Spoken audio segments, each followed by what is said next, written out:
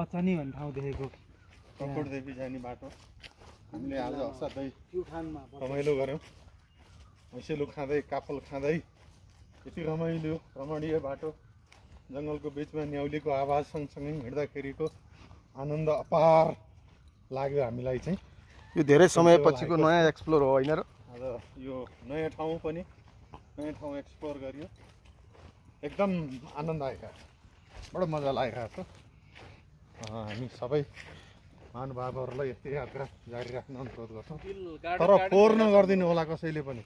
असाध्यै फोहोर छ चकोडदेवी मन्दिर वरिपरि, फोहोर। तर यो फोहोर प्लास्टिक यति धेरै छ, यहाँको स्थानीय सरकारले पनि ध्यान दियोस्, यसलाई सरसफाइ गर्ने एउटा अभियान चलाओस्, केही बजेट छुट्याओस्, फोहोर गर्नेलाई दण्डित गरोस्, फोहोर नगरौँ, हाम्रो सभ्यता देखाउँ। म यही भन्न चाहन्छु हाम्रो सेन्सिबल हाइकर्सको तर्फबाट। हामीलाई यो चौर जस्तै स्वच्छ सुन्दर, जय प्रकृति, यो चौर जस्तै स्वच्छ सुन्दर ठाउँ चाहिएको हामीलाई।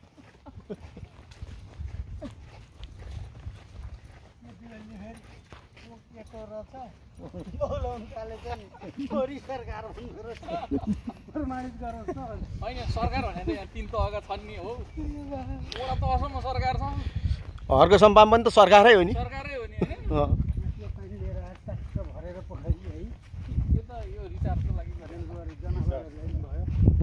यो ठाउँ एक किसिमले भन्यो भने धेरै नै राम्रो रहेछ, हामीले एक्सप्लोर नगरिएको तर उचाइमा भएको। उतिखेरै श्री अन्ति डाँडामा जस्तो बादल आउने, इलाममा जस्तो बादल आउने, फेरि पानी पर्सेर उतिखेरै घाम पनि लाग्ने हिँड्नलाई। अब एउटा चौर यो रिटर्न पाथ हिँड्छु भने पनि हुने, अर्को फेरि त्यो किसिमले त्यो गाडी हिँड्ने जस्तो बाटो बनाएको त्यो बाटो हिँड्ने पनि हुने।